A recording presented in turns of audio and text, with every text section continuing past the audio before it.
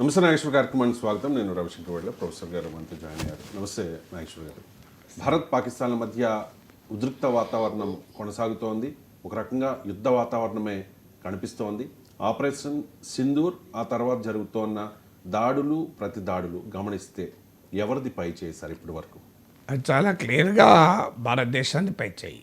ఉదాహరణ ఏంటంటే, మన ఎయిర్ డిఫెన్స్ వ్యవస్థను పాకిస్తాన్ టార్గెట్ చేసింది.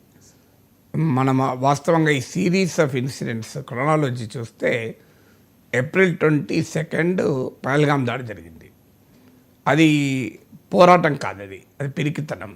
సో అమాయకులు, ఆయుధాలు లేని వారి సాధారణ ప్రజలపైన కాల్పులు జరపడం గొప్పతనం కాదు. సో పహల్గామ్కు రిటాలియేషన్గా భారతదేశం ఆపరేషన్ సింధూర్ జరిపింది. ఆపరేషన్ సింధూర్కు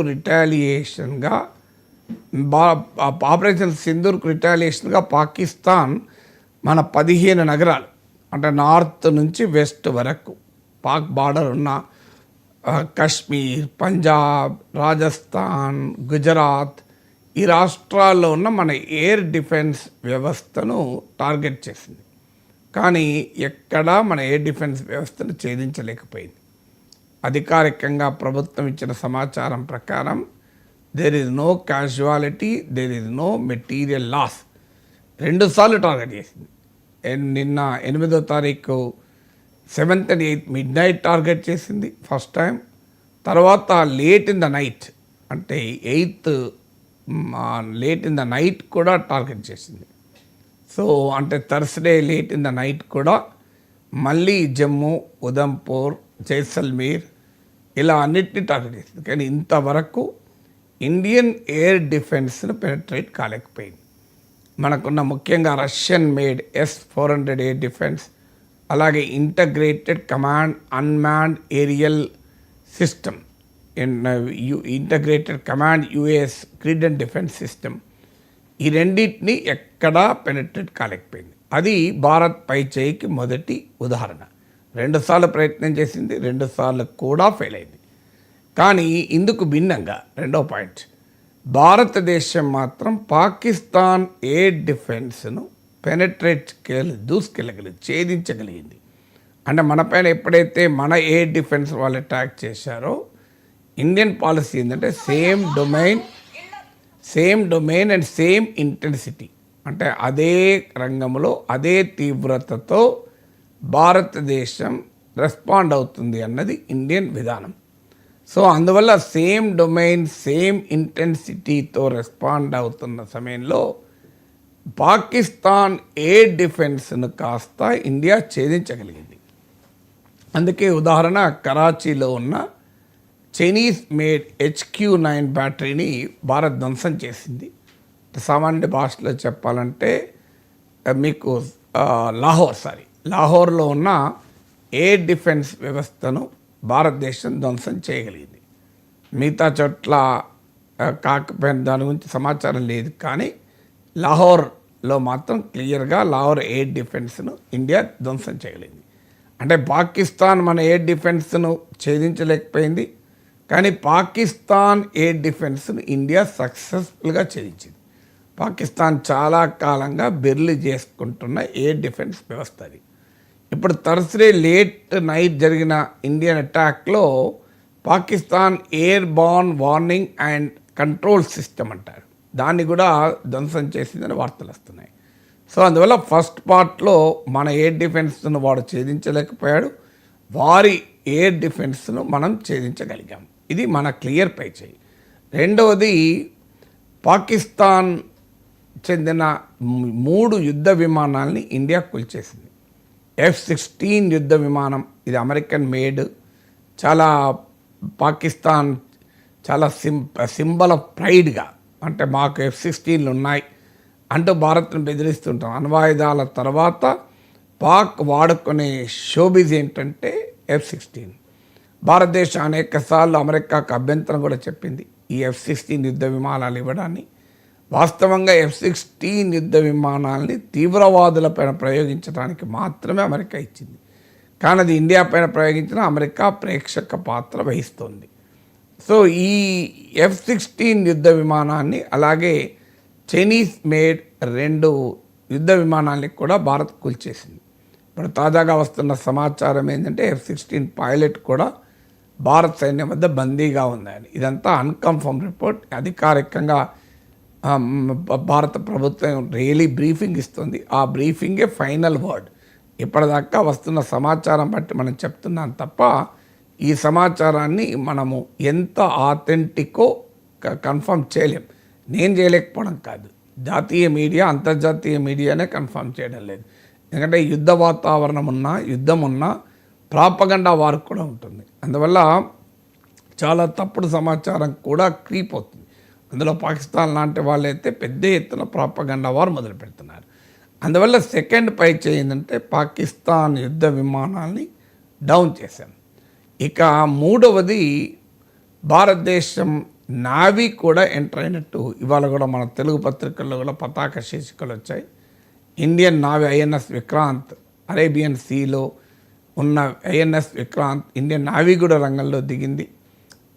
మరి ఎంత నిజమో తెలియదు కానీ మన పత్రికలో వస్తుందైతే బ్రహ్మోస్ క్షిపణులను కూడా కరాచీ పోర్టు పైన ప్రయోగించామని. బట్ మా జాతీయ మీడియాలో వస్తున్న కథనాల ప్రకారం ఇస్లామాబాద్ పాక్ రాజధాని, అలాగే పాకిస్తాన్ కీలకమైన కమర్షియల్ మిలిటరీ స్థావరాలైన లాహోర్, కరాచీలపై కూడా భారతదేశం సక్సెస్ఫుల్గా అటాక్ చేయగలిగిందని. అంటే ఇప్పటిదాకా ఎయిర్ ఫోర్స్ ద్వారా ఉన్న అటాక్ కాస్త నావీ కూడా రంగంలో దిగింది అని. సో ఇది క్లియర్గా యుద్ధ పరిస్థితుల్ని తీసుకొస్తుంది. ఇప్పటికీ కూడా యుద్ధం అని మనం అనడం లేదు, కాన్ఫ్రంటేషన్, ఘర్షణ అంటున్నాం. కానీ నావీ రంగంలో దిగడం, ఇక మీ ఆర్మీ ఆల్రెడీ LOC వద్ద పాకిస్తాన్ ఆర్మీతో తలపడుతుంది. అంటే ట్రయడ్ అంటారు, ఈ త్రివిధ దళాధిపతులు. ఎయిర్ ఫోర్స్ లీడ్ తీసుకుంటోంది, కానీ అటు నావీ రంగంలో దిగింది. ఆల్రెడీ ఆర్మీని పాకిస్తాన్తో ఎంగేజింగ్లో ఉంది. సో అందువల్ల ఇక్కడ కూడా మనది క్లియర్ పై చేయి కనబడుతుంది. ఇది రెండవది. మూడవది ఏంటంటే డిప్లొమాటిక్ పై చేయి. ప్రపంచం ఎక్కడా కూడా భారత్ను ఖండించడం లేదు, పాకిస్తాన్నే నిందిస్తుంది ఎక్కువ దేశాలు. పాకిస్తాన్ పైన ఇప్పుడు ఉదాహరణకు మీకు అమెరికా విదేశాంగ మంత్రి మార్క్ రూబియో ఇండియన్ ఫారెన్ మినిస్టర్తో మాట్లాడుతున్నాడు, పాకిస్తాన్లో ప్రైమ్ మినిస్టర్తో మాట్లాడుతున్నాడు. ఈ ప్రోటోకాల్ తేడా చూస్తేనే అర్థమవుతుంది పాకిస్తాన్కు అమెరికా ఏ రకమైన విలువ ఇస్తోంది అని. సో అందువల్ల డిప్లొమాటిక్గా కూడా అమెరికా ఆఫ్కోర్స్ ఇండియాకు అనుకూలమైన స్టాండ్ తీసుకోకపోవచ్చు, కానీ ఇప్పుడున్న సిచ్యువేషన్లో పాకిస్తాన్కు అనుకూల స్టాండ్ తీసుకోకపోయినా మనకు పై చేయిగానే భావించాలి.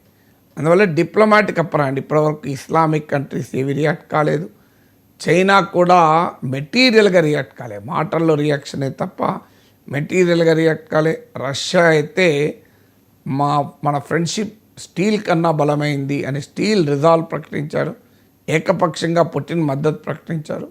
So India clear diplomatic upper hand కనబడుతోంది. పాకిస్తాన్ కశ్మీర్ ఇష్యూను ఇంటర్నేషనలైజ్ చేయాలి, అంతర్జాతీయం చేయాలని కోరుకుంటుంది, ఇతరుల మీడియేషన్ కోరుకుంటుంది. భారతదేశం మాత్రం ముచ్చటే లేదు అంటోంది. తాజాగా అమెరికన్ వైస్ ప్రెసిడెంట్ చెప్పింది, it is fundamentally none of our business అన్నాడు. ఇది మన ఎవరికీ సంబంధం ఉన్న అంశం కాదు, ఆ రెండు దేశాలు చూసుకుంటాయని. So fundamentally none of our business, ఇది మన పని కాదు, మన ఎవరి పని కాదు అని, అమెరికా పనే కాదు ఇతర పశ్చిమ దేశాల పని కూడా కాదు అని భారత్ పాక్ ఉద్రిక్తతల నేపథ్యంలో మీ మధ్యవర్తిత్వం జరుపుతామంటూ ఉబలాట పడుతున్న వారికి అమెరికన్ వైస్ ప్రెసిడెంట్ స్టేట్మెంటే ఒక ఉదాహరణ. అందువల్ల క్లియర్గా పాకిస్తాన్ ఎయిర్ డిఫెన్స్ని ఛేదించడం, పాకిస్తాన్ ఫైటర్ జెట్లను కూల్చడం, నావీ రంగంలోకి దిగడం, ఈ మూడింటితో పాటు నాలుగవది డిప్లొమాటిక్ అప్పర్ హ్యాండ్ కూడా భారతదేశం సాధించింది. ఐదవది డొమెస్టిక్ కన్సెన్సస్.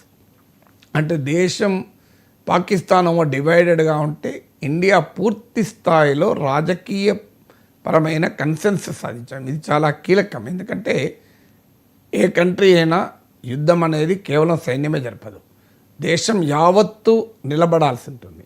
సో దేశం యావత్తు నిలబడడం అనేది ఐదవ ప్రత్యేకత. సో మా పాకిస్తాన్తో పోలిస్తే ఒక డొమెస్టిక్ పొలిటికల్ కన్సెన్సస్, మీరు వాళ్ళ పేపర్లో వచ్చింది అండి, పాక్ ఎంపీ మాట్లాడుతున్నాడు, పాక్ డిఫెన్స్ మినిస్టరు అసలు దాడే చేయలేదని డిఫెండ్ చేసుకుంటున్నారు, క్షణంకో మాట మాట్లాడుతున్నారు. పాకిస్తాన్లో ఆ రిగ్రెట్ మొదలైంది. ఆ కుక్కతో ఒక వంకరే కావచ్చు, కానీ బట్ రిగ్రెట్ మొదలైంది. ఆరవది ఏంటి అంటే భారతదేశం వ్యూహాత్మకంగా కూడా ఎక్కడా కూడా మనము ఎస్కలేట్ చేయడం లేదు.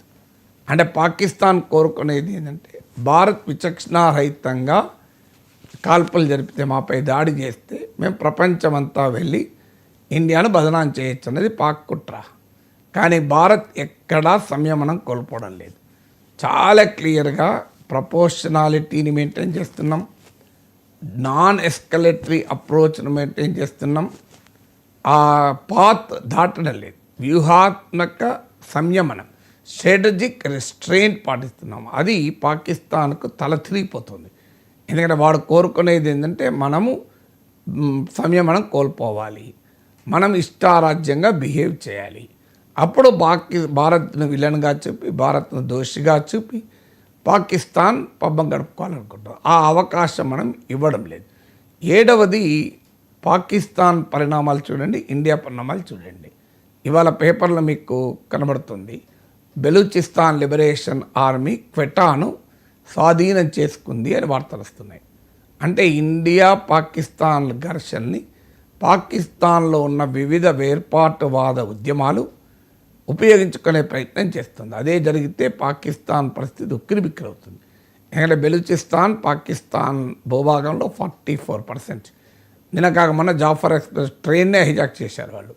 సో బెలూచ్ లిబరేషన్ ఆర్మీ కూడా అటాక్ మొదలుపెట్టి, తెహ్రీక్ తాలిబాన్ కూడా అటాక్ మొదలు పెడితే, అటు ఇండియా నుంచి దాడి, ఇటు అంతర్గత దాడి రెంటినీ ఎదుర్కొంటే పాకిస్తాన్ విలవిలలాడాల్సి వస్తుంది. సో అక్కడ కూడా చాలా క్లియర్ పై చేయి పాకిస్తాన్ పైన కనబడుతుంది. అంటే యుద్ధ భూమిలో పై చేయి కాదు, బ్యాటిల్ ఫీల్డ్ అప్పర్ హ్యాండే కాదు, బ్యాటిల్ ఫీల్డ్కు రిలేట్ అయి ఉన్న ఇకో సిస్టంలో కూడా ఇండియా క్లియర్ అప్పర్ హ్యాండ్ కనబడుతుంది. పాకిస్తాన్లోనేమో బెలూచులు ఇతరులు తిరగబడుతుంటే ఇండియాలో అంతకు ముందున్న విభేదాలు కూడా పక్క పెట్టాను. సో అంతకుముందు ఏదో చిన్న చిన్న విభేదాలు లాంగ్వేజ్ పైననో ఇంకో దానిపైనో, ఇలా ఏది లేదు, అన్నీ పక్కకు పోయాయి. India is solidly behind hour arm forces. మన సైనిక బలగాల వెనకాల సమస్త భారతదేశం రాజకీయాలకు అతీతంగా అన్ని రకాల అంతరాలను మర్చిపోయి ఐక్యమైంది. పాకిస్తాన్ ఏమో ఇదే అవకాశమని వివిధ వేర్పాటువాద ఉద్యమాలు రైజ్ అయ్యే అవకాశం కనబడుతుంది. ఎందుకంటే పాకిస్తాన్ రాజ్య వ్యవస్థతో దశాబ్దాలుగా పోరాడుతున్నారు. ఇప్పుడు బెలూచీలు, ఖైబర్ పఖ్తూన్వాలో, టెహ్రీక్ తాలిబాన్ పాకిస్తాన్లు, ఫస్తూనిస్తాన్ కావాలని కోరుకునేవారు. వీళ్ళందరికీ ఇప్పుడు weak point Pakistan state, Pakistan army ఇది వీక్ పాయింట్. అలాగే అసీం మునీర్ అసలు జరగబోతోంది అని కూడా వార్తలు వస్తున్నాయి. అసీం మునీర్ పైన తిరుగుబాటు జరగబోతోంది. అది ఎంత నిజమో తెలియదు, స్పెక్యులేషన్. కానీ అసీం మునీర్ చర్య పైన కమాండర్స్ మీటింగ్ జరిగితే చాలామంది కమాండర్స్ తీవ్రమైన అభ్యంతరం తెలిపారు అని అంటున్నారు. సో అందువల్ల ఏ రకంగా చూసినా ఇండియాది పై చేయి ఇప్పటి వరకు, ఇక ముందు కూడా ఇండియాదే పై చేయి ఉంటుందని ఈ ట్రెండ్ చూస్తే అర్థమవుతుంది. ఉక్రెయిన్ రష్యా యుద్ధాన్ని ఆపుతానన్నారు ట్రంప్. అలాగే హమాస్ ఇజ్రాయెల్ యుద్ధాన్ని కూడా